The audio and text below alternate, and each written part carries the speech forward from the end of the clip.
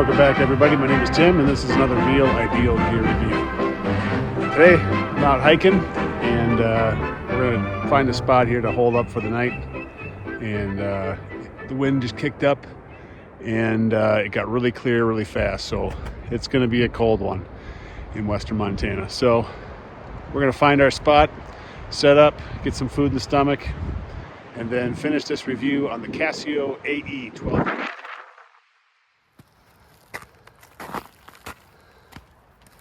Gets out of the wind, back up against this, we should be good.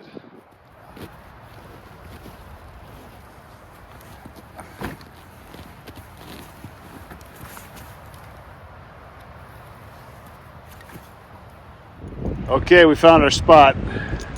It's not as sheltered as I thought it was going to be. But when you're camping, hiking, outdoors, always have a supply of food, have some water, which are important. Number one thing though is staying warm no matter what, even in the summertime. More people die in above 50-degree temperatures from hypothermia exposure than below. Or maybe it's above freezing than below freezing. Anyway, the point is that staying warm and controlling your body temperature, especially you don't want to sweat, especially in a day like today when you're out here walking in cold, windy weather, you can cool off fast. You can get into a serious hypothermic situation quickly. I was climbing Mount Rainier 2011, I believe it was, and we had some guys that did not follow that rule, and we were getting close to the summit. They had sweated out, and we stopped to reassess the situation. We were walking into a blizzard, and they ended up shaking uncontrollably. They were in pre-hypothermic condition there, so those two guys had to go down. And it's unfortunate, but at the same time, you got to control your body temperature. So outdoors, this is what it's all about. And when it comes down to the watch that we're wearing today, which is the Casio AE1200, we're going to do a review. It's too windy to do one out here. I thought maybe I could pull it off in some shelter, but it's just not going to happen. It is blowing like crazy. Good 20 to 30 mile an hour wind gusts. So we're going to bring this back into the bedroom studio and finish this one off. So I'm going to finish this. We're going to relax, enjoy the scene, hike around a little bit more. And my dog and I, Sherman, and he's chasing the reflections off the screen of this camera. We'll get back to you guys on this watch, and hope you enjoy the rest of this video. Welcome back, everybody. We're back in the studio now, and we're going to be going through the 5 things that I go through when I evaluate a watch. 1 is size, 2 is fitment, 3 is finish, 4 is accuracy, and 5 is legibility and lume. So let's get started with size, and then we'll go through these 5 things. At the end, we'll have some general comments and suggestions and uses and my experiences with the watch. So as far as size goes, this is a really good size watch. It's identical to the dimensions of, I shouldn't say identical, really, really close to the Casio Square or the 5610, which is another review that I've done. I put them on top of each other to see what the length and width was, put them on the wrist to see what the height off the wrist was, and they're virtually identical as far as the dimensions go. So the fit that you're going to get off of a G-Shock or the fit that you get off of a Casio Royale should translate into the other style also fitting on your wrist. It's lightweight. That goes to the case design, which is plastic.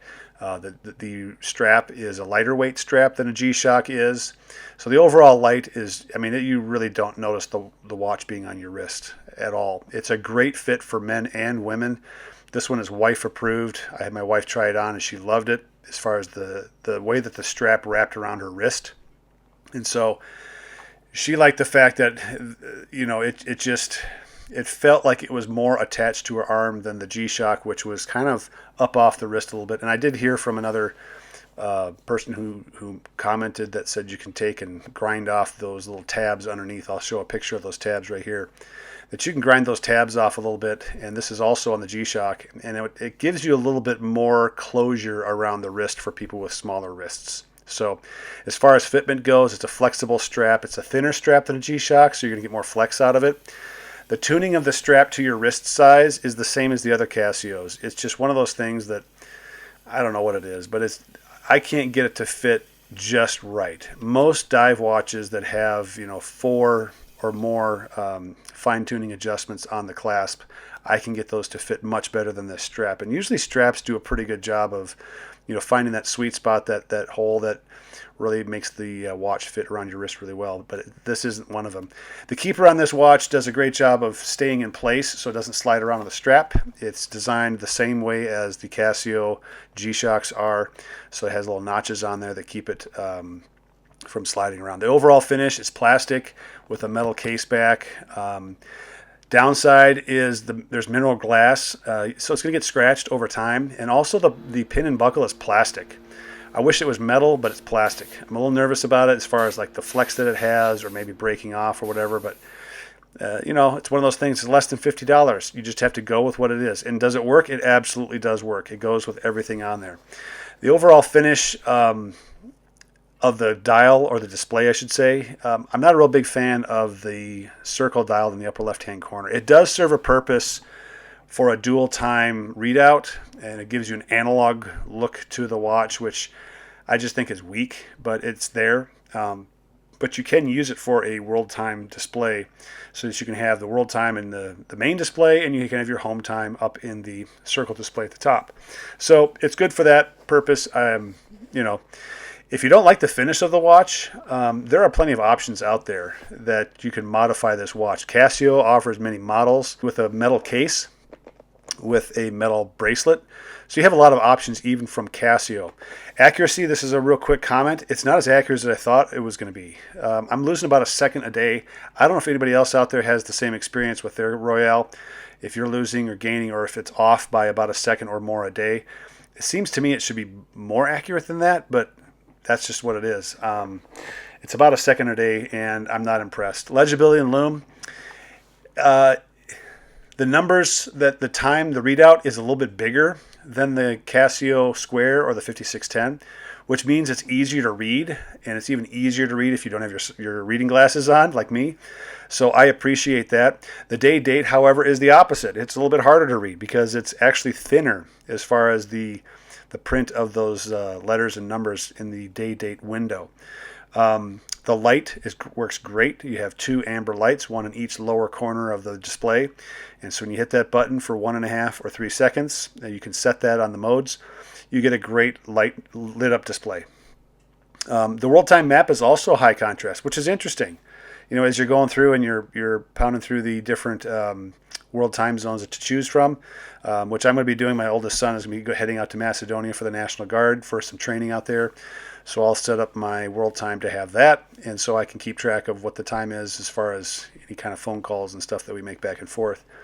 Overall comments and just the way this watch has worked for me, I'm going to show you some video of me using it while I'm doing some equipment work and a variety of other things that I've tried to put into place here, put into play. It does a good job. It really does. I mean, it's lightweight. I don't really notice the watch on my wrist. Anytime you have an elastic cuff, it's just not going to slide underneath an elastic cuff very well. Most watches won't unless they're really thin dress type watches. And even then, I don't think they do, a hugely different job than that. But I just don't notice it on my wrist. And so working on equipment and doing the things that I'm doing, it was fine. I think over time, it'll start to collect scratches on the mineral glass because it's mineral and it'll scratch easy with the things that I'm using. So I'm not naive to think that glass is going to be perfect. So I think it works great for the lawn work that I'm going to be doing. As far as like impact work, splitting wood, processing firewood, which is another test that I have for these kind of quartz watches, it'll be just fine. It's already starting off a little bit inaccurate, but I don't think it's going to get worse. I think that's just the way this module is working. It has 4 great functions. You've got the countdown timer, stopwatch, 5 alarms, and you have world time that you can swap the displays if you'd like. The countdown timer is great because you can set the hour, minute, and the seconds. So if you're a teacher in the medical profession, a coach, something like that, there's probably a bunch of other ways to use the countdown timer, but I think this is great because you can also set the seconds. So if you want a 30-second countdown timer, you just set it and you press the start button. 30 seconds later, it beeps, and then it resets back to 30 seconds again. So you can do it over and over and over again. So I think it's great for that reason. The stopwatch is the typical stopwatch. The 5 alarms, you can set it up for each alarm to go off once, and then it turns off automatically. I mean, you have to turn it off, but it doesn't play the same alarm 24 hours later. Or you can set it up to do it every 24 hours. It also has an hourly chime. The overall aesthetic of the watch, I really want to comment about this because I think this is where the height off the wrist comes from, and that is the layering that this watch appears to have that gives it some depth. I think that is part of the effect that this is providing, and so that's something that I appreciate it. I think that's part of the explanation for the height that this watch has off the wrist. And it's workable. Honestly, like, it's not that tall. It really is not snagging on things that I'm doing. So I wouldn't be too worried about it. As far as the uses I have no restrictions on this watch whatsoever. It's 100 meters of water resistance. It's a quartz movement. Like, what are you going to, like, what water issue are you going to run into that you need more than 100 meters of water resistance? To me, that's swimming, maybe some light snorkeling. Everything else falls into place. It's definitely not a dive watch, so I wouldn't put that on for a dive watch situation. But outdoors, the beach, camping, all that it's going to work just fine. With the rubber strap, again, it's a good flexible rubber strap. The profile is a medium profile off the wrist, like most dive watches. Something that I noticed too is that there's that circle display, the circle dial in the upper left-hand corner, can also be used to determine roughly where south is. So if you're familiar with how to do that with an analog watch, remember that's a little analog watch in the upper left-hand corner. You can use the same thing if you're outdoors and you don't know where south is and the sun is shining. You can take your watch and do that. Go to another channel to find out. I'm not going to do it right now because this is about the watch. The countdown timer, another thing that I found is is that when I'm cooking and I'm using the microwave or whatever, cooking on the stove, and I go to do something, let's say I need 5 minutes to go by, and then I'm going to come back in and do something with the cooking, and I go out to the garage and I get that squirrel moment where I get distracted by 15 other things. And the nice thing about this is the timer goes with you out to the garage. So that's a huge plus for any watch that has that timing ability and the notification that comes with it when the time is expired. So it's a great travel watch. We're expecting to use it. We're going to Canada for a little while, and my son, like I said, is going to Macedonia. So I've got a few things. My relatives live out of state, and so I'll be setting those different time zones for different things, and it's a great way to keep track of everything. So if I was to give this an overall score, I'd say 8.5 out of 10. For any watch that's less than $50, most of them are a dumpster fire. You're going to throw them in the dumpster at some point in time. This is the watch that I don't think you will. I think you will go out and buy another battery and hang on to this watch. But if you're looking for more features, which I don't think are that much more expensive, I think there are better options when it comes down to getting a light that comes on automatically, having atomic timekeeping, solar charging, where the battery is a non-issue basically for the life of the watch. All those things I think are worth it. But if you're dead set on keeping it less than $50, this is probably the best option. So Sherman and I, who's chasing the reflections off the camera, happily are finishing up this review of the Casio AE1200. It's a great watch, less than $50. You cannot go wrong. It is definitely an 8.5 out of 10. Some might give it a higher score. If you're looking for something a little more rugged, maybe a few more features, you will pay more and you will get more. The Casio Royale is great for the money, and I would definitely go for a more expensive, more feature-rich watch. So there you have it. My name is Tim. This is another Real Ideal Gear review. You guys take care.